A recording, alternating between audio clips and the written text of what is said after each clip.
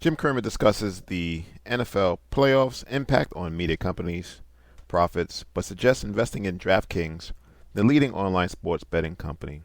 Despite operating at a loss, DraftKings is projected to turn profitable soon due to a successful daily fantasy business, growth potential, and synergies with networks.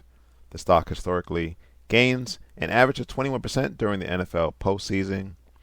Cramer sees this as an opportunity to invest in DraftKings with its recent pullback and the heightened interest in the NFL playoffs. All did well, too. The NBC games on Saturday and Sunday, they earned average audiences of 29 and 36 million viewers, respectively. Fox's Sunday game between the Packers and the Cowboys drew a reported 40 million viewers. Wow. Long story short, the ratings of all these playoff games were huge. There's a tremendous level of interest in the NFL right now, and with 4 great matchups coming up next weekend, I bet it continues. Of course, when I see a trend like this, my first thought is, all right, how do we profit from it? Sure, the media companies broadcasting each game are winners, but they also pay a fortune to the NFL to get the rights. It's not as clear-cut.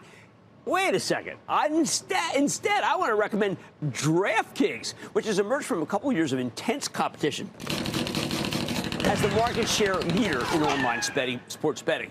This stock was one of the biggest winners last year. It was up 209%, but it stalled out in December and has pulled back over the past couple of weeks. But when DraftKings pulls back just as the NFL playoffs are racking up major ratings, well, guess what? Buy. That's right. You're getting a great buying opportunity for DraftKings. Now, remember, the first pillar of the DraftKings bull thesis is simple. They've already won.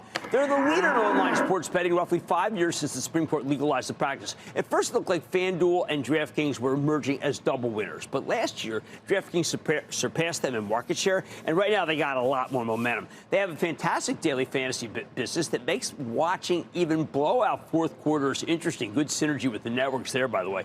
In short, DraftKings is a last-man standing story, like Uber and rideshare or DoorDash in food delivery. Now that the battle for market share is over, and the whole industry is more focused on boosting profitability, these companies can spend far less on marketing, advertising, and incentives to pull in new users. Sure enough, DraftKings is operating much more profitably than it used to.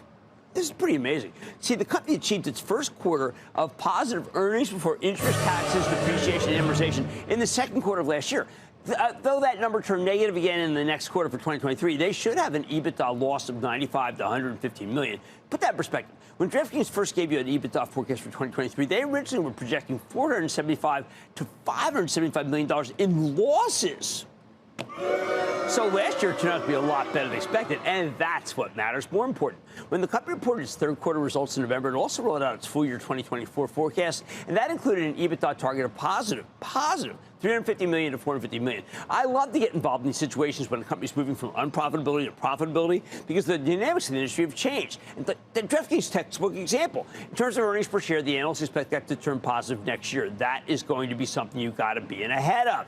Now, even though DraftKings has pivoted to profitability, they're still racking up terrific revenue growth.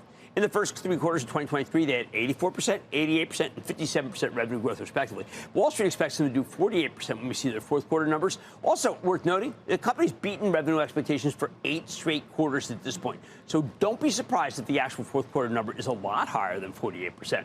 One thing you need to remember, DraftKings has been growing like crazy, despite the fact that it can't do business in California or Texas, because they haven't legalized sports betting, and the numbers so far don't include Florida either, because sports betting it became legal there in December. See, Florida's weird because the rights to this business all belong to the Seminole tribe and its partners. So I have no idea if or how DraftKings can thread that needle. But if California or Texas ever made it legal, and a lot of other states still haven't legalized it, DraftKings should get a major boost. On top of everything else, you need to keep in mind that this stock tends to do well during the NFL postseason. Out of curiosity, we went back to check to see how DraftKings performed from the new year until just before the Super Bowl in each of the past 3 years. And in 2 of the 3 years, has been a great stock to own. Got a 37% rally 2021, 40% rally 2023.